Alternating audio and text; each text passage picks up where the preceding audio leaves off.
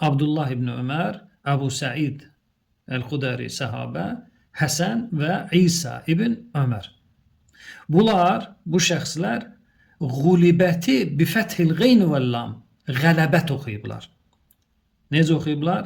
Qələbət. Yəni Rumlular məğlub olmadı. Rumlular məğlub etdi. Deməli artıq bizim hesabımızda neçə nəfər olur ki, Fazıl Əhmədin elədiyi tərcümənin düzgünlüyünü təsdiqləyir. Deməli, Peyğəmbərimiz Həzrət Əli əleyhissalam, səhabə Əbu Said el-Xudəri və Abdullah ibn Ömər. Artıq, deməli, Peyğəmbərimizlə yanaşı 3 səhabə bu Quranı qələbə oxuyurmuş, qulibə oxumurmuş. İndi burada ola bilsin dinləyicilərə tanımadıqları 2 nəfər şəxsiyyət var. Həsən və İsa ibn Ömər. Deməli, əvvəl İsa ibn Ömərdən başlayaq. İsa ibn Ömər kimdir? Deməli, İsa ibn Ömər qaridir, yəni Quran mütəxəssisidir. Və 2 nəfər ehtimal olunur. Biri İsa ibn Ömər əl-Həmədani əl-Qari. Deməli, Həmədani qeydi ilə İsa ibn Ömər Həmədani, Quran qarisi, alim, mütəxəssis və Rical kitablarında da haqqında buyurulur. Siqatun, etibarlı, düz danışan qarilərdən və ravilərdən biridir. Hicrətin 156-cı ilində vəfat edib. Ya da İsa ibn Ömər əs-Səqəfi əl-Basri, əl-Qari. Ya da İsa ibn Ömər əs-Səqəfi əl-Bəsri. Qari və öz fənninin imamı, mütəxəssisi. Hicrətin 149-cu ilində vəfat edib. Bu şəxsin də tərcümə halı Rical kitablarında siqatun, etibarlı bir ravi kimi təqdim olunur. Deməli,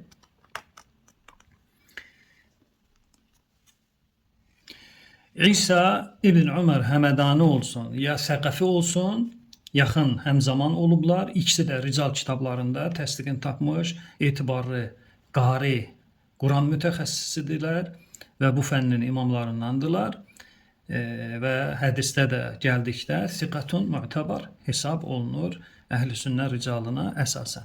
Deməli, Həmədani 156-da vəfat edib, Bəsri əs-Səqəfi isə 149-da. Deməli, İsa ibn Öməri tanıdıq. İndi gəlirik Həsənə. Həsən kimdir? Həsən ya İmam Həsən əleyhissalamdır ki, onun da tərifə ehtiyacı yoxdur. Ya da Həsən el-Bəsri. Çox böyük ehtimal Həsən el-Bəsridir. Həsən el-Bəsrinin haqqında məlumat verək. Deməli, qayətun nihayə fi əsma ricalil qiraat. Ulur rivayəti li İbnil Cəzəri. İbnül Cəzərinin qayətun nihayə fi əsma rical qiraət, rivayətlə qiraəti olan qarilərin adları və tərcümə hallı kitabı var. Həmən o kitabda 1074-cü tərcüməyə hal buyurur. Səhifə 740-da. Əl-Həsən ibn Əbil-Həsən Yəsar Əs-Seyyid Əl-İmam Əbu Said Əl-Basri. İmam zamanihi ilmən və əmələn. Öz zamanəsinin elmdə və əməldə imamı olub. İmam zaman olub. Nədə? Elmdə və əməldə. Səhifə 741-də buyurulur. Şafiidən nəql olunur, əhl-i sünnə imamı olan İmam Şafiidən nəql olunur. Ənəhu qal, o buyurur. Ləv əşə əqul ənəl Qur'an nəzələ bilüqət Həsən. Əgər mən istəsəm, deyəm ki, Quran Həsən el-Bəsrinin dilində nazil olub, ləqultu, bunu qətiyyətlə deyərəm. Niyə? Li fəsahətihi. Çünki onun dili fəsihdir. Yəni, İmam Şafii Həsən el-Bəsrinin qiraətini bu dərəcədə tərif eləyir və qəbul eləyir. Deməli, Həsən el-Bəsri öz zamanəsinin imamı İbnül Cəzərinin kitabında olan tərcümə halda buyurur. İmam zamanihi elmən və əmələ. Elm və əməldə imam olub öz zamanəsi üçün və Şafii də buyurur. Quran Həsən el-Bəsrinin dilində nazil olub desəm, yanılmaram.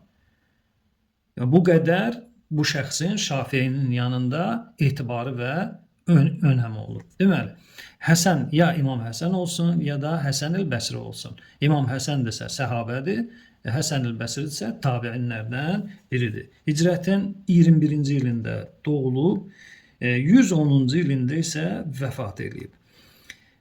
Deməli, tabiinlərdən sayılır, səhabə sayılmır. Deməli, indi neçə nəfərimiz oldu ki, Fazil Əhmədin Rumlular qələbə çaldı mənasını təsdiqləyən qiraət sahibləri vardır. 1. Peyğəmbərimiz, 2. Həzrət Əli əleyhissalam, 3. Əbu Səid el-Xudəri, 4. Abdullah ibn Ömər, 5. Abdullah ibn Abbas, 6. Muaviyə ibn Qurra. Deməli, bizim bu hesabla, deməli, Peyğəmbərimiz sallallahu aleyhi və səlləm, Əli əleyhissalam, Əbu Səid el-Xudəri və Abdullah ibn Ömər, Həsən el-Bəsri ya İmam Həsən əleyhissalam və yaxud İsa ibn Ömər, istər Həmədani olsun, istər Bəsri olsun. Deməli, bu şəxslər açıq-aşkar vurğulayır ki, Fazil Əhmədin tərcüməsi səhv deyil. Fazil Əhməd düz tərcümə eləyib. İndi gəlirik İbn Teymiyyənin təriflədiyi Təfsir-ül-Bəğəvi. Təfsir-ül-Bəğəvi 3-cü cild, səhifə 410. Burada buyurur. Və qara'a Abdullah ibn Umar və Abu Sa'id el-Xudəri və el-Həsən və İsa ibn Umar qələbət bi fəthil qeyni və lam. Deməli, Abdullah ibn Ömər, Əbu Səid el-Xudəri, Həsən və İsa ibn Ömər bunlar ayəni Fazil Əhmədin tərcümə elədiyi kimi o mənada oxuyublar. Deməli, 410-cu səhifə Rum surəsinin təfsiri, İmam Bəğəvinin təfsiri. İndi yenə tarixlə davam edirik. Deməli, qarşımda olan Şəvazil Qiraət lil-İmam Əbu Nasr el-Kirmani 563-cü ildə vəfat eləmiş İmam Kirmaninin Şəvazil Qiraət kitabıdır, səhifə 374. Deməli, burada nə buyurur? Buyurur ki, Ən Əliyin və İbn Umar və İbn Abbas və Muaviyə ibn Qurra və Kirdab Qələbətir Rum bi thələth fətəhat.